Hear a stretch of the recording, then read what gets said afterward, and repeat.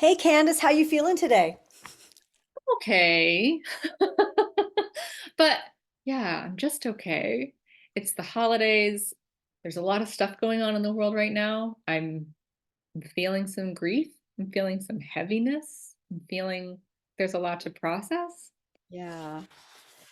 Well, the book and deck actually has a symptomology appendix at the back.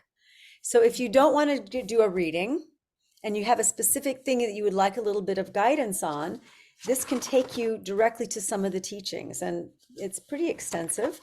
Let's just see. I don't really have a specific section on holiday, even though that's a great idea. And, it's not quite all done yet. But let's just say, like, many people feel isolated during the holidays. And so one of the sections would be feeling alone. And if a person's feeling alone and they go, "Oh, I don't really know what to do." It's hard when someone's feeling alone and that loneliness. It's like to even reach out and ask. This way you can go to the book and say, "Oh, here's some guides."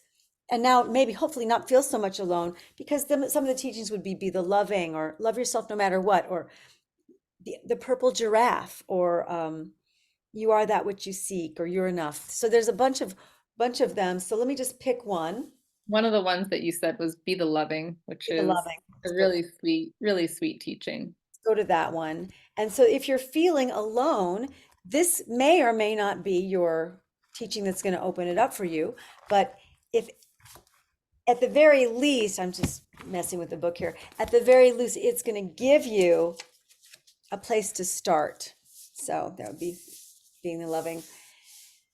So part of that thing about being alone, can you drop your expectations to the ground and stop working so hard trying to love and be loved? Because sometimes when I feel alone, I don't know about you, I feel like I've done all these things for other people, and I've put myself out there in this loving, especially holidays. I've put myself out there and given gifts and done favors for people. And how come no one's loving me back? Hmm. I mean, That yeah. can, yeah, I can feel very isolated and feel very alone if I'm putting stuff out there and nothing's coming back. And that doesn't feel so great to me anyway.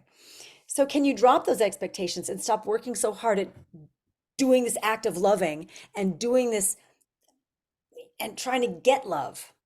So Hmm. instead, the offering and the teaching is, can you be the loving?